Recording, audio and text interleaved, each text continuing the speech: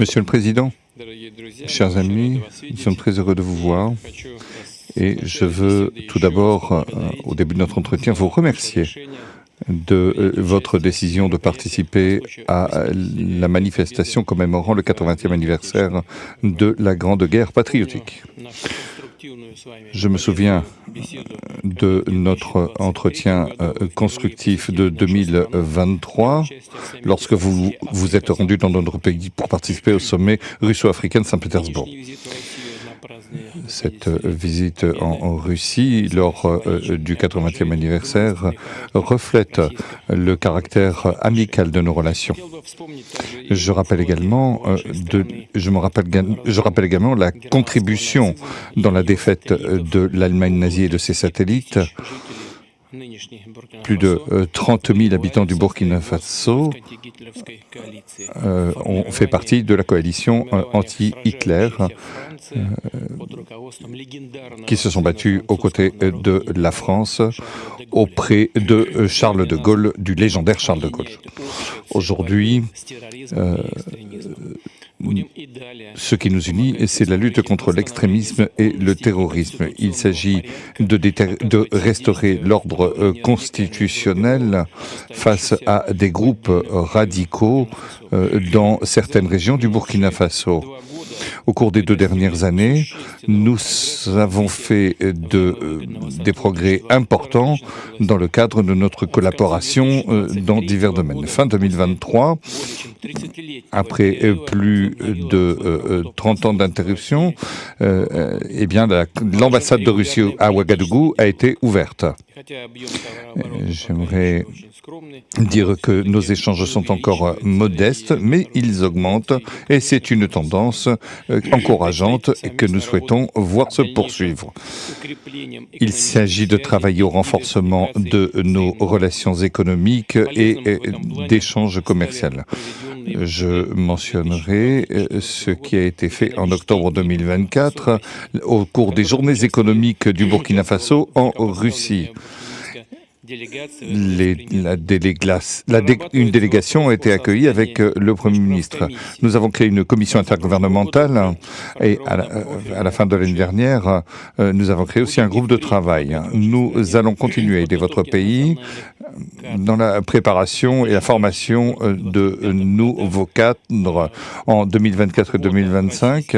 Le quota des bourses russes pour les citoyens du Burkina Faso va être multiplié par 2. 27 étudiants seront accueillis, 27 étudiants supplémentaires sur le compte du budget fédéral. S'agissant des relations culturelles, à Ouagadougou, nous avons ouvert en 2024 la maison russe où est enseigné le russe. Nous avons aussi un potentiel de coopération en matière de santé. Le 24 et le 25 avril, Madame Popov s'est rendue à Ouagadougou. Elle s'occupe des conditions et de développement de laboratoires scientifiques à Ouagadougou. Nous souhaitons poursuivre ces efforts. L'année dernière, nous avons livré 25 tonnes de blé et nous souhaitons livrer d'autres denrées alimentaires. Nous enregistrons également une coordination de nos efforts sur la scène internationale avec le Burkina Faso. Nous avons également tenu des consultations avec les pays de la Confédération des pays du Sahel, comme en témoigne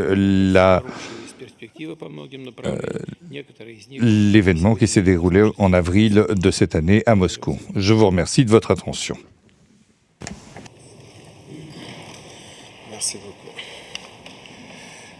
Zdravia Желаю, товарищ президент. Camarade président, J'espère que je prononce bien. Et c'est un honneur d'être là donc à la célébration du 80e anniversaire de la victoire de la Grande Guerre. Et je tenais donc à vous féliciter et vous remercier donc pour cette invitation qui est un symbole pour nous. Et au cours donc de ma présence ici, je dois avouer que j'ai appris beaucoup de leçons. Cette séance que j'ai pu assister avant le dîner la veille, la séance culturelle, m'a fait comprendre que l'histoire et la culture sont le socle pour bâtir une armée forte et résiliente. Nous avons pu voir ensemble tous les sacrifices que le peuple soviétique a consenti pour que nous soyons dans un monde libre aujourd'hui. Et nous tenons donc à vous dire merci pour cette invitation, parce que ce sont des moments qui nous ont permis aussi de réfléchir à notre situation et de penser à de nouvelles perspectives. Et sur ce, je pense que les obstacles que nous avons aujourd'hui devant nous ne doivent pas nous arrêter. Et les obstacles sont une bonne chose en quelque sorte que nous devons surmonter. La preuve, je pense qu'avec toutes les sanctions contre la Russie depuis un certain temps, la Russie arrive à développer un mécanisme interne qui lui place donc au devant de la scène internationale. Et nous prenons bonne note de ces leçons que nous avons donc apprises ici.